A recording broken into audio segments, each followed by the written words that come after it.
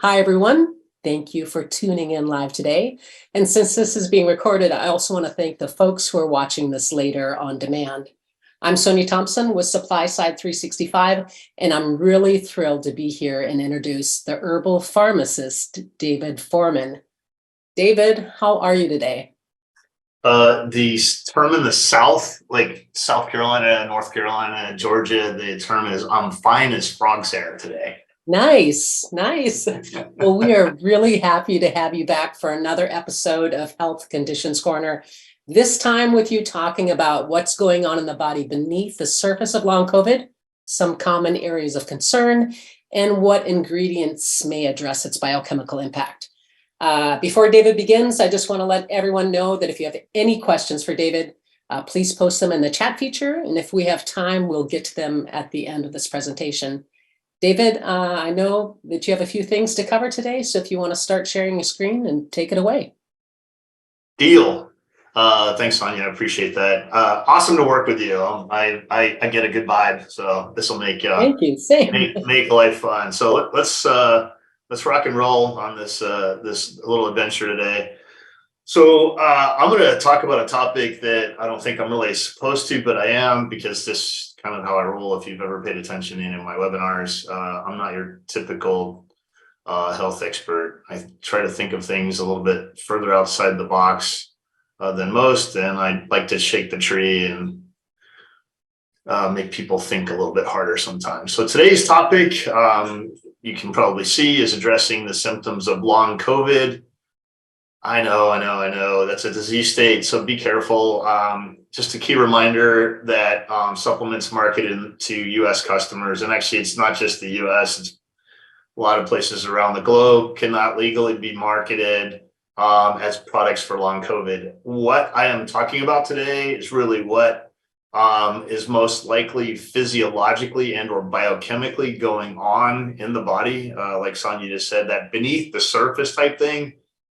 And for those people who have been a part of these, health connection corner webinars I've been doing, I really like to get into really what's going on in the body. So, I'm sure a lot of people that are in R&D probably already have a clue what's going on, but there's also a lot of people in our industry that are, sales and marketing side that really feel like we all need to understand really what's going on. And in order to address whatever health issue it is that we're formulating for, it's really good to understand what is going on, either physiologically or biochemically, because then we can go back and look at the ingredients that are available to us in this industry. And if we can identify the mechanism or mechanisms, plural, of action of those ingredients, we can then perhaps formulate a finished product that addresses the multiple areas that might be involved and are more likely to formulate for success, which people that tune into my webinars, that I like to beat that drum an awful lot. Too often I find that, we run with one hero ingredient, using it at its clinically substantiated dose, and it maybe has one or two possible mechanisms of action for whatever that condition is. And then we use a little whiff or a trace of other ingredients, maybe with different mechanisms, but that whiff or trace really isn't going to get the therapeutic effect. So anyway, let's move on into my topic today. For those of you who have played along with me before in the past, there we go. I like to give people a little statistical information. So first of all, let's talk about what are the odds of someone having long COVID. There was a 13.3% chance of having it at 1 month or longer after you had that infection. Just so everybody knows, granted, I am the herbal pharmacist. I do practice 95% of what I preach, which is pretty good. And I was a COVID sufferer, came close, I would say, to dying, not hospitalized, because I refused to go. But I had a fever of 102.5 for 11 straight days, of which 6 in a row would not even break or be broken by normal fever reducers.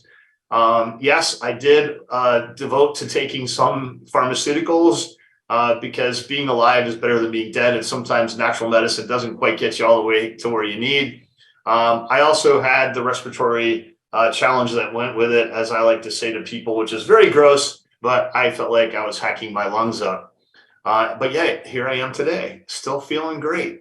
Anyway, so again, 2.5% at 3 months or longer. And that's based on their own self-reporting. And then, of course, more than 30% after 6 months, and those people who are hospitalized. So I think that's kind of like a no duh type of statement there, where you would expect people that actually had the more severe cases to have a higher incidence or prevalence of having the symptoms from long COVID, which actually let's get into who is maybe more prone to developing long COVID. And this is, I mean, there's still people getting COVID now. I mean, granted, it's a different situation, but the people who are more likely to develop long COVID were people that had experienced more severe illness. So like me, I would have been more prone. Luckily for me, being the herbal pharmacist and super knowledgeable on what's really going on beneath the surface, I took an awful lot of supplements, and some of those ingredients I'll be discussing today, because I really knew what was going on, and it significantly sped up my ability to recover. And as far as I'm aware, I really have no what I can see is long-term, residual effects from having it. Again, people who had an underlying health condition prior to COVID-19, we see a lot of this. Actually, one of my favorite little extrapolations was back when COVID started, and there were people developing, blood clots, and they're like, wow, this virus must like cause blood clots. And there were all these different health issues that were beyond the respiratory part of COVID and or the fever part of COVID that people were developing. And for me, I always have looked at the body in what is your weakest system. That's sort of an area of functional medicine. It's an area within Chinese medicine is often, sometimes in order to get rid of the discomfort in your knee, you work on the weakest system of your body, and eventually that discomfort goes away. Same thing here. So people that perhaps had an underlying health condition already, such as issues with their blood pressure, issues with cardiovascular health, issues with their central nervous system, whatever those, and I'm not going to get disease state specific. You guys can use your imaginations and run wild with it, and you're probably right on this one. But people who had these underlying health conditions already were a lot more prone to developing issues with long COVID. Not to get into the vax or don't get vax thing. I'm not that guy. I'm not a huge fan of the vax, but I've actually been tripled because I do like to travel internationally and actually need to for work. So I opted to, but hey, I was double vaxxed and still had COVID. So go figure, right? But people who didn't get vaccinated were more prone to developing long COVID. And then last but not least, this is an area I'm going to beat this drum pretty heavy, which is the people who experience this multi-system inflammatory syndrome. And I will get more into that in more detail when I cover that topic.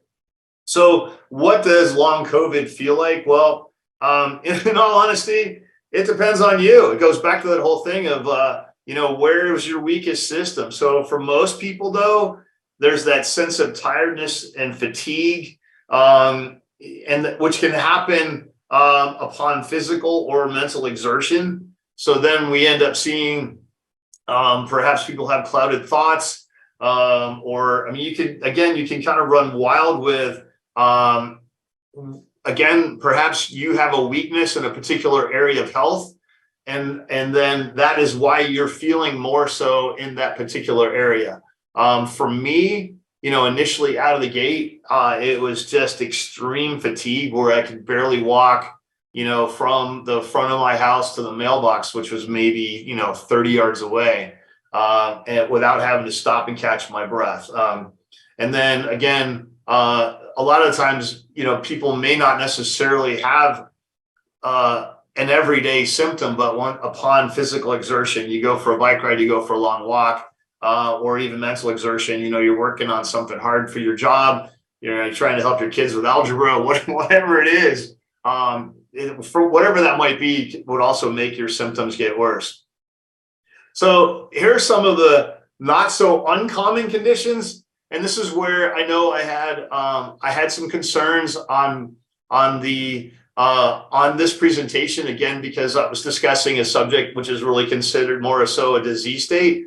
And really what I wanted to talk about are the conditions that people tend to be having that are associated with long COVID, may not even be long COVID. Okay. These are just very common health conditions. We can see respiratory, but more specifically within respiratory, more people perhaps had issues with difficulty breathing or shortness of breath. I kind of talked about that, or a cough. I might be more prone to that. I know when I was just in Europe, traveling for 10 days, a lot more cigarette smokers over there. And I noticed that I had a little bit more of a propensity to cough than I remembered, having been around that stuff before. Cardiovascular wise, the two areas that seem to be more prevalent are this area of maybe more chest discomfort, meaning chest pain, or just just this, maybe I like to call it dread, this dread feeling. And also perhaps like your heart feels like it's racing or pounding. Then neurologically, again, I think the biggest symptom that I've heard people discuss was brain fog. In all honesty, though, going back to what I said just a couple minutes ago, none of these conditions are rare. I mean, these are things that people already have an issue with. So again, kind of diving back deep into it, of like, how many people are actually having these issues because they had COVID, or how many people are just having these issues because, hey, it's another 2 years later, you're getting a little older. 75% of people in the Western world have really crappy lifestyles. They don't eat right, drink right, exercise right, la la la. You get it. So neurologically, headaches, sleep problems, dizziness when you stand up. That's not as prevalent, so maybe that is linked back to more of that. But again, the whole neurological thing, and then, to be honest with you, I feel like the whole link to neurological with regards to the whole depression, anxiety, even sleep issues, are really perhaps more so not necessarily around people that actually had COVID, but just the whole thought of the pandemic and the social isolation, the loss of a loved one. I think we all got beaten up with all the possible reasons why we were not sleeping well, while we're stressed out. And of course, chronic issues with stress and sleep can lead to depressive type symptoms. And then other miscellaneous areas, joint and muscle discomfort, rashes, interesting one, changes in menstrual cycle. A little sidebar, I really think that's less associated with the underlying what's going on from having had COVID, to more so probably being linked back to what I just talked about with regards to the whole stress and sleep thing. We know that chronic sleep and or chronic stress is associated with hormonal production and balancing in the body. So I kind of wonder if that's really what was going on there. I'd be interested to see if that also revolved around andropause in men and menopause in women. Just don't know. And then digestive health. So now I'm going to get a little bit sideways into what's going on beneath the surface. And this is really based on all of my research. This multi-system inflammatory syndrome, I think, is really the true root of why people perhaps have more of these manifestations, if they really are addressed with somebody that truly had COVID. And so physiologically, right here, I wish now I'd actually created a couple more slides on the immune system, just to kind of give everybody an immune health 101. It's probably archived on the Supply Side Network, because I think one of the first webinars I did was actually a health condition corner with regards to the immune system. So when we are exposed to an antigen, okay, an antigen could be a toxin, it could be a virus, a bacteria, a fungus, whatever. When we're exposed to that foreign whatever, the immune system responds. And one of the initial responses is by something called cytokines. And I know there's a lot of people in our industry that are like, pro-cytokine. Cytokines are a bunch of crap. You pick whatever side you want to be on. But what ends up happening, cytokines are these little chemical messengers that notify other immune cells and other parts of your body that, hey, there's something here that doesn't belong. And so the next response is really to trigger an inflammation. So, well, actually, inflammation can start first, or cytokine, chicken or the egg, I don't know. But what ended up appears to be, or what appeared to have happened was there was this wheel that the gerbil got on and just started running and running. And it never really got anywhere. It just kept getting worse and worse. For people that know about snow, I grew up in Pennsylvania, so know about snow. You know, when you're building a snowman, you take a snowball like this and you roll it and it just keeps getting bigger and bigger. So this multi-system inflammatory syndrome really goes back to your body's natural, normal defense mechanism or process when you're exposed to a virus, bacteria, or other antigen. So it's a normal response, but for whatever reason, this triggered in a lot of people this like mega response by the body on inflammation. And then for whatever reason, the wheel just couldn't slow down. So the reason it's called multi-system is now this inflammation ended up filtering out into, again, going back to my comment earlier, which goes to this functional medicine, Chinese medicine thing of like, what's the weakest system in your body? So for perhaps somebody, their digestive tract, maybe, you know, you have issues with constipation or diarrhea, or you have some sort of, bowel disorder, whatever it might be.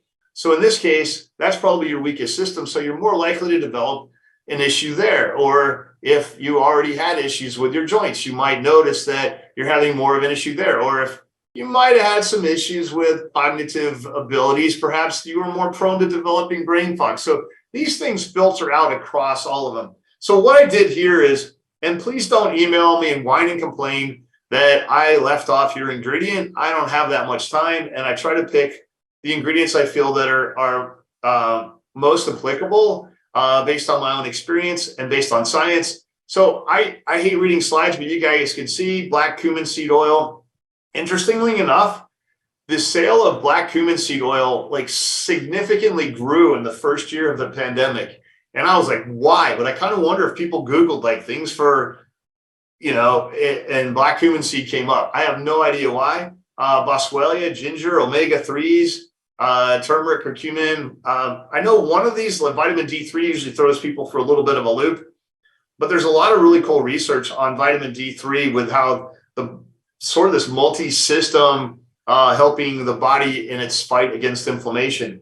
One thing I want to point out with regards to all of these ingredients is just when you're formulating, don't willy-nilly just pick turmeric out of the sky, okay? Make sure you're looking for an ingredient that actually has its own clinical substantiation. Make sure you're using that ingredient at its therapeutic dose.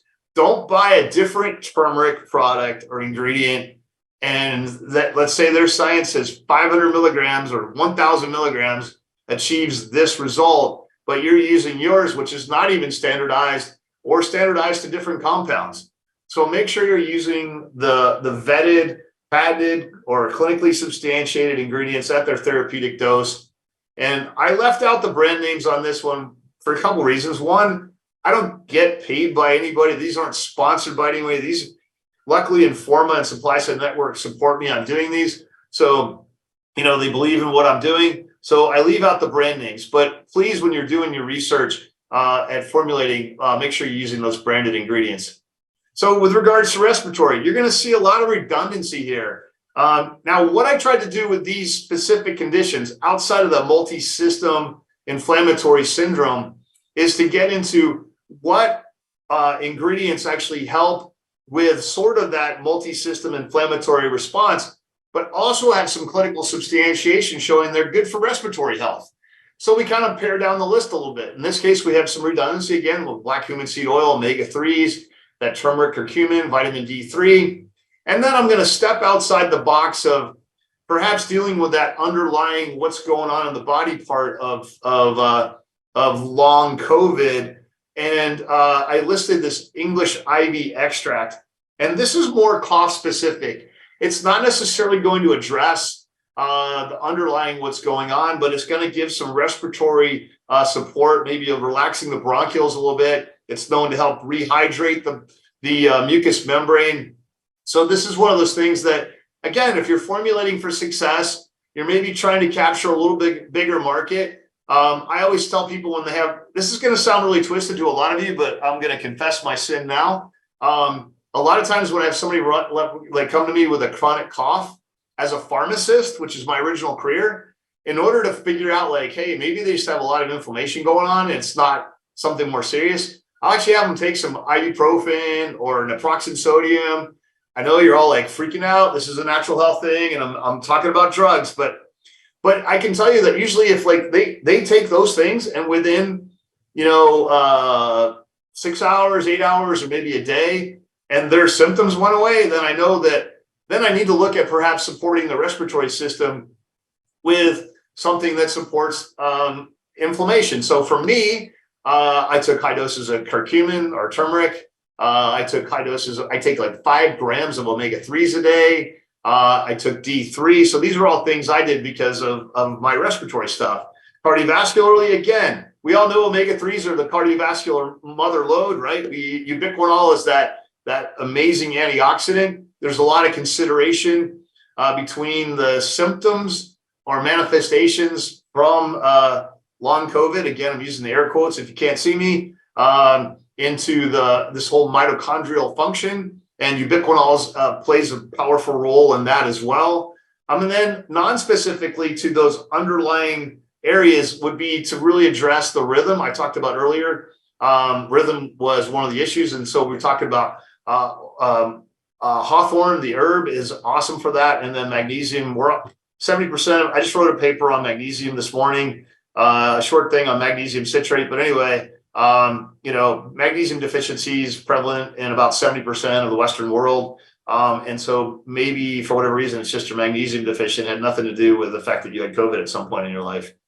Neurologically, again, I picked botanicals in this case that are not only shown to be beneficial for stress and or brain fog, but they also have sort of that underlying mechanism of action that supports what I said earlier about this, the immune system overreactivity that was going on. So saffron is a good antioxidant, ashwagandha as well, holy basil, they all have a little bit of that inflammatory support going on. And again, I hate reading slides. So brain fog, you can see, again, the same method, same mechanism, same concept.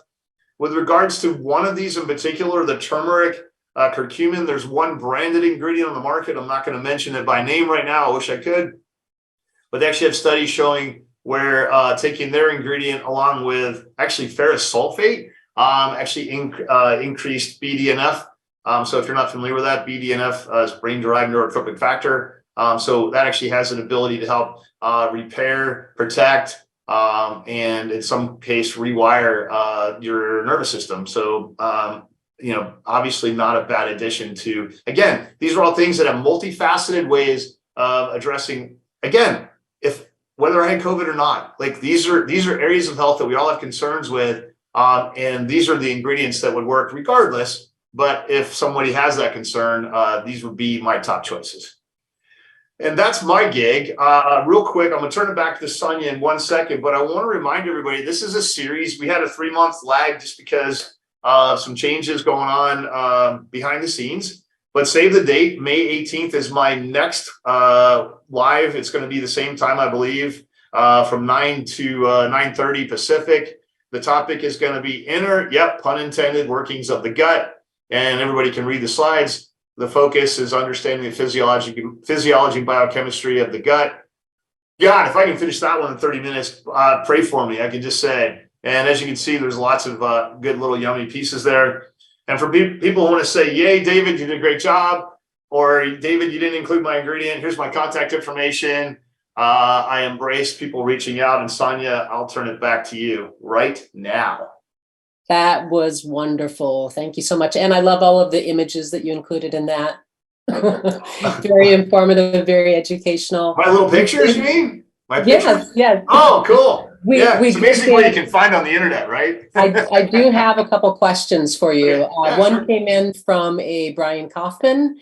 He asked, how much vitamin D3 should someone affected with possible long COVID be taking daily? The answer is you should get blood work done. It's a finger stick, and that's how I would judge it. I can't really give a flat number. And I'm gonna use myself as the example on this one, Brian. I lived in Southern California. I used to ride my bike 3 or 4 days a week without a shirt on for an hour.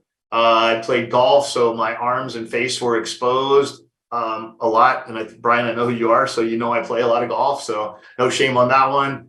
I now live in Florida, again, where I get a lot of sun, and yet for me, taking 5,000 units a day, I was still at the very low end of what is considered the range. So for me, and then I actually doubled it to 10 and ended up outside the healthy range, and I didn't really feel comfortable there. So for me, it ended up being 7,000 units. And part of that, and I'm fully transparent, Sonia, you're going to learn this about me. But part of the reason I think that I needed more D3 is I do consume alcohol. I know, well, you can laugh all you want. It's true. I consume it on a regular basis. And way before COVID was made it cool to drink at home. I'm not saying I'm a raging alcoholic, but I feel like, if you do consume alcohol or certain medications people can take, it can lower or reduce your ability to either produce vitamin D or to absorb it or retain it, et cetera. So easy finger stick, takes a week or two to get your results back, and then kind of play around with the dose. Excellent. A couple more questions. Let's try to squeeze a few in. Did any of the nutrients surprise you for addressing some of these long COVID associated conditions? And if so, why? Yes and no. So my blanket answer is no, they didn't surprise me, just because when the whole thing started with COVID, I did a lot of digging into what was really going on physiologically, other than it's a viral infection. Okay. I started really doing my own homework on what else was going on in the body. Like when all of a sudden they were going, oh my God, there's people getting blood clots that normally never had blood clots. So I was like, the curious minds want to know. I think D3 was maybe, if I was going to pull one out of the hat, D3. I feel like D3 now is almost becoming this panacea type thing, and we all know it's probably not, but I think that was probably the biggest, and then of course I kind of went outside the box on a couple of those ingredients today, like talking about hawthorn for the rhythm part of, heart health, or magnesium, the IV extract. So those probably aren't necessarily a part of it. The COVID, connection. And again, I'm using air quotes like hell because one, I don't want people to think that we're really talking about COVID here. We're just talking about some response that's going on in the body that may or may not have been triggered for whatever reason. People think they're worse than they were before. And so that's why we're having this real broad open discussion. Hopefully that makes sense, Sonia. Yeah, absolutely. Cool. Final question. I think we can squeeze it in. If you were to create a product today to address some of the conditions you spoke about, what would you want to launch and why? Wow. So I don't think I could really launch a blanket for everything. Although we did see quite a common thread with things like turmeric, / curcumin was pretty prevalent in there. But if I was really looking, I feel like vitamin D3, I just said it's not a panacea. Yet I feel like D3 really does play an important role in all of these areas. I might have left it out of a few of the spots, but we really do see it play a role in a lot of those health conditions that are common for long COVID, but really just common in society anyway. And then I would add in 1 or 2 more ingredients that are really targeted for that condition. So for cognition, maybe a bacopa or a sage, or, for stress, something like saffron, where there's ingredients out there with, 8 or 9 clinical studies. So maybe a combination of both, but really looking at that whole underlying mechanism that I talked about earlier, that multi-system inflammatory syndrome. Thank you. I think that's all the time that we have. We're right at the top of the half hour. Thanks to everyone for tuning in. And David, thank you so much once again for another great episode of Health Conditions Corner. Thank you. Thanks for having Already me. looking forward to the next one, and we'll see you next month. Until then, take care.